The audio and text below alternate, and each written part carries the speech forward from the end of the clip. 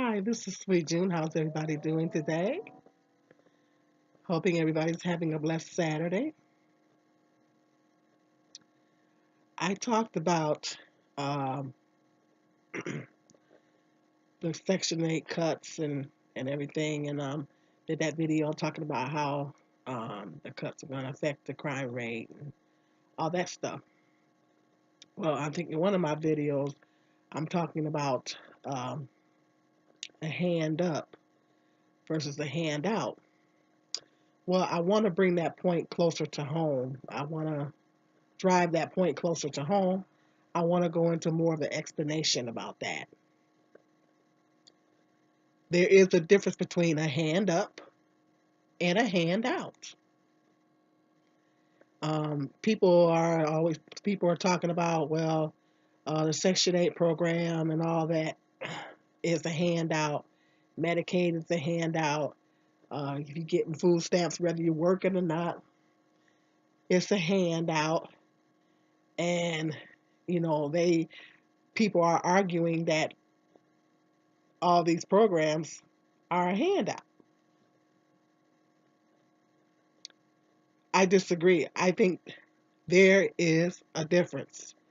There is a difference between a hand up and a hand out. Let me break down those differences to you. A hand up is when a person is working. A person is working, they may have a family. In some cases, they might not have a family. You got some people that's receiving those programs and they don't even have kids. They're working. They have jobs. They get up and go to work every day. And because of rising housing costs and housing costs being so expensive in various places all over the country, some places are higher than others. Some of your major cities, housing costs are very, very expensive. And people are not even looking at that. People are not even looking at that. You got places like New York, LA, Atlanta, Florida, um, large cities, various places all over the country. Uh, Housing costs is very, very expensive. I mean, even where I live, um, you have to, um, if you really want to get a nice place in a decent neighborhood, you got to drop down a few $100. Some cases over $1,000. Even where I live, it depends on the area. If you want to live in a nice area, you better be prepared to drop down the money. Housing costs is expensive all over.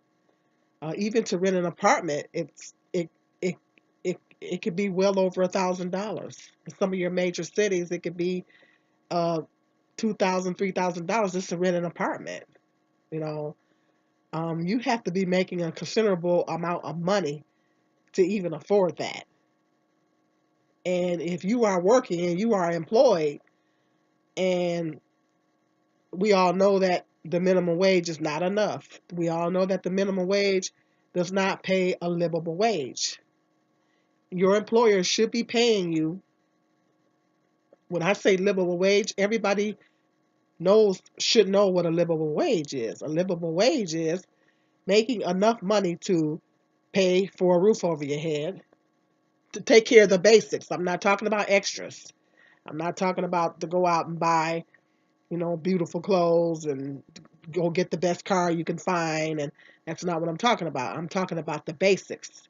A job should be able to pay you enough money to cover the basics, to cover the essentials of life, um, to cover the basic expenses of living, the standard basic expenses of living. A job should be able to make, you should be able to make enough money to cover your basic living expenses, such as the roof over your head, food to eat, any utilities that you have to pay, um, and clothes. This basic clothes. I'm not talking about going out buying Versace and all that. I'm talking about the basic necessities. We're talking just the basics here, and perhaps be able to have some reliable pay transportation costs to get back and forth to work. Your basics, okay? A job should be able to pay you a livable wage to where you can take care of your basic living necessities, okay?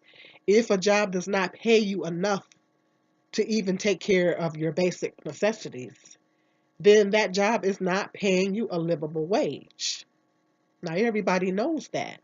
Now, everybody knows that the minimum wage is not a livable wage.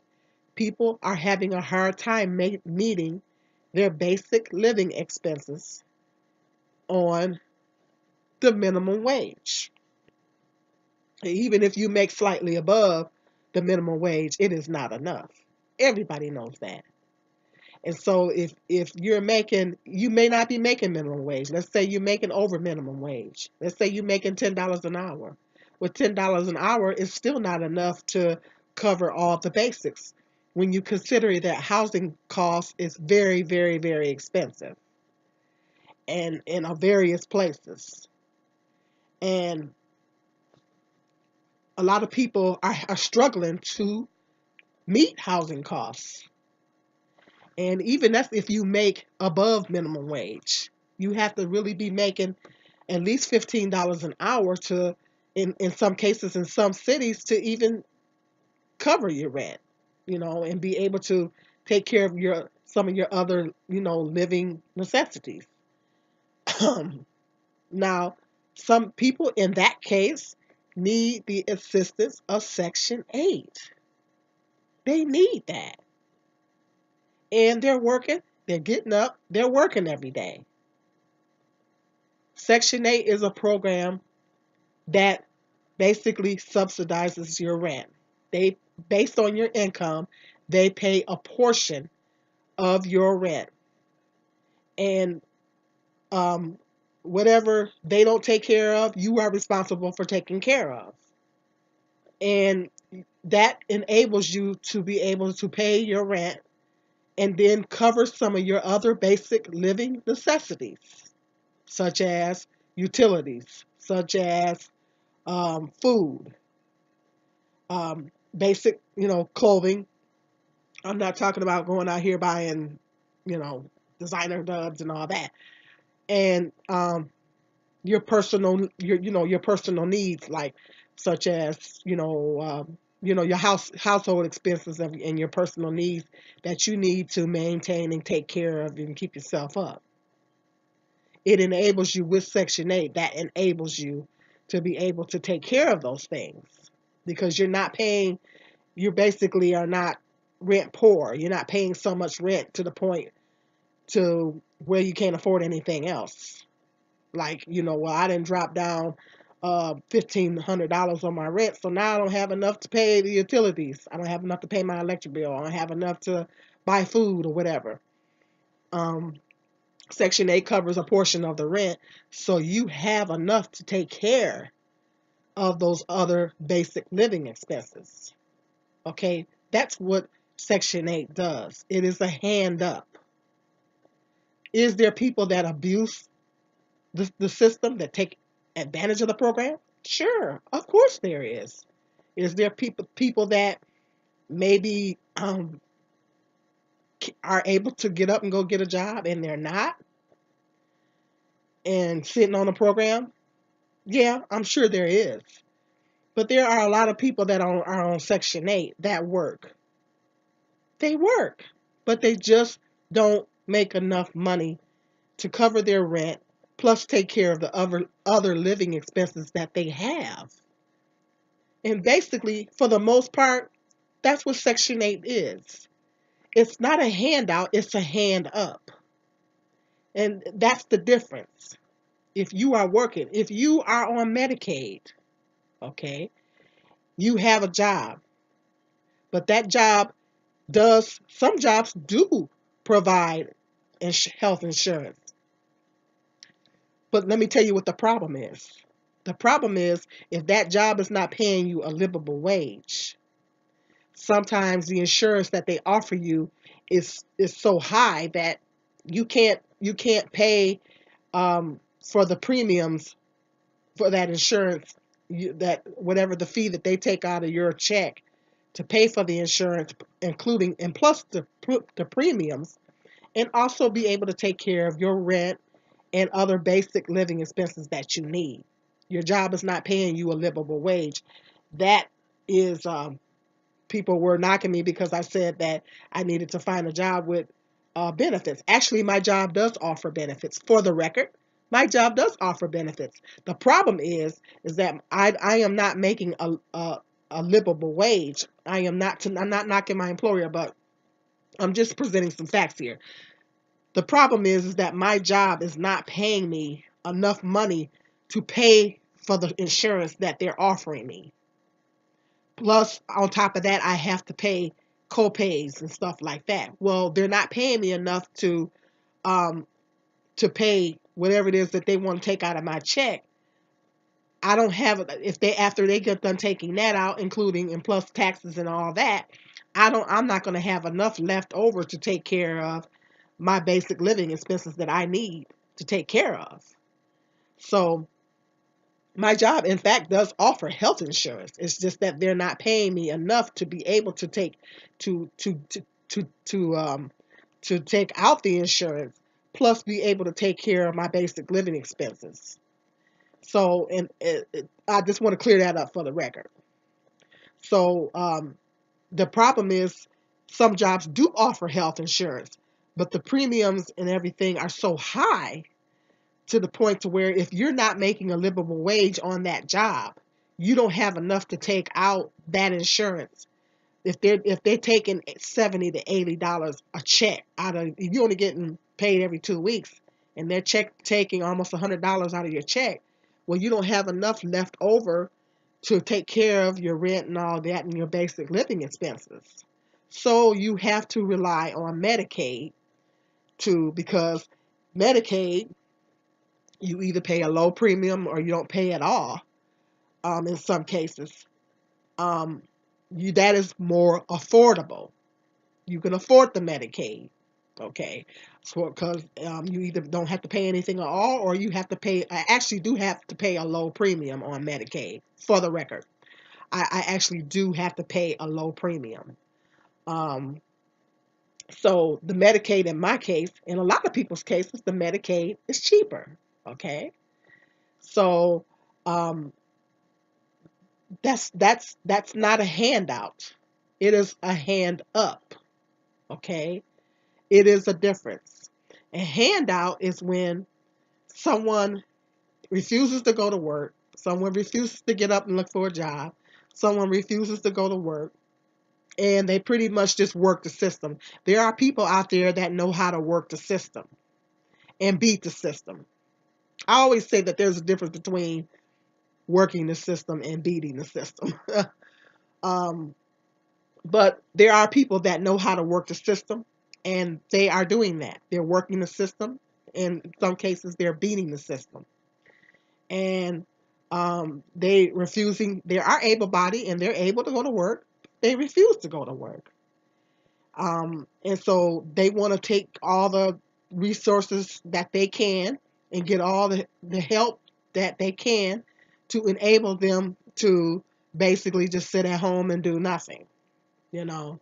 Now, that's a handout. They're accepting handouts because they're refusing to get up and contribute to, um, you know, getting what they need. Okay. That's a handout. They're taking handouts when they're able to get up and go to work. Now, there are people that do that. But the problem is, because of the classism in this country and the horrible scrutiny that the poor people are under, people are getting the two mixed up. People are putting those people that are taking the handout, that just want to sit and not do work, go to work, they're mixing those up with people that are hardworking, that are actually getting up and going to work every day, but they just don't make a livable wage. They just simply don't make enough money to cover all the expenses that they need In most cases, these people are working full time and they're working overtime, but they're still struggling and they don't have the money to cover the basic expenses that they need. They're putting everybody in the same box because this country is so classist and so judgmental of the poor. Everybody is being lumped in the same box. I'm saying that there is a difference. You're taking, you constantly taking, you got your hand out being lazy and not getting up going to work, but you got your hand stuck out always wanting somebody to give you something, but you're not willing to get up and try to earn it. That's a handout. But if a person gets up in the morning every day and they go to work, or at night in some cases, and they go to work and they work a job, in a lot of cases, they're working full time and they're working very hard, but they need some help. They need a little assistance. They might need a little help paying for food. In a lot of cases, Section 8 is not very easy, contrary to what people may believe. Section 8 is not easy to get on. Very, very difficult red tape process. I was on Section 8 before, and for the record, like I said, I'm not on it now, but I was on it before. I had to wait in line in the cold to get on the list. And once I got on the list, I waited for approximately a year and a half to get my Section 8. Now that's short because some people have to wait longer than that. Okay, so um, people think it's easy to get on Section 8. It's not. It is not an easy process, and there is a lot of red tape involved. You have to fill out paperwork. You have to meet certain guidelines and all that stuff. You have to stick to your appointments and all this kind of stuff. And if you don't follow those guidelines and do what they require you to do, you are not going to get it. Very strict red tape process. It's not easy getting on Section 8. Done been through it. I know. Okay. So a lot of people are not, a lot of people that probably need Section 8 are not getting it. Now, if you're not getting Section 8 and you're not making a livable wage, you're so busy trying to pay your rent and your utilities, well, money comes up short at the end of the month for food. This is where food stamps come into play, and you get food stamps. That is a leg up. You're working hard. You're paying your bills. You're paying your rent, but you need a little help. There's nothing wrong with needing help. There's nothing wrong. That's a hand up. It's not a handout. Okay? So the problem is people are lumping the people that are got their hands stuck out wanting somebody to give them something, not willing to work for it, with the people that work hard and need a little help. So there is a difference between a hand up and a handout. The problem is that people are being lumped together in the same box. And I just basically wanted to break that down to everybody that you shouldn't confuse the two. Because there's a difference between somebody just sitting up on the system and refusing to go to work and refusing to help support their families and all that. There's a huge difference. Then between somebody that gets up and goes to work every day and they work very hard, but they just don't make enough money to cover all their basic living expenses. They need a little help. So I'd rather help somebody like that than to help somebody that is just sitting up on the system. Well, in Michigan here, Michigan don't let people do that, at least not in my county. So that is the difference. So I just wanted to basically educate you guys and kind of break that down, because this country is so classist and the poor people are really scrutinized. Unfortunately, everybody's being lumped in the same box. Everybody shouldn't be lumped in the same box because there is a difference. Now, let me know what you think in the comments section. Please be respectable. Please be nice. This is Sweet June.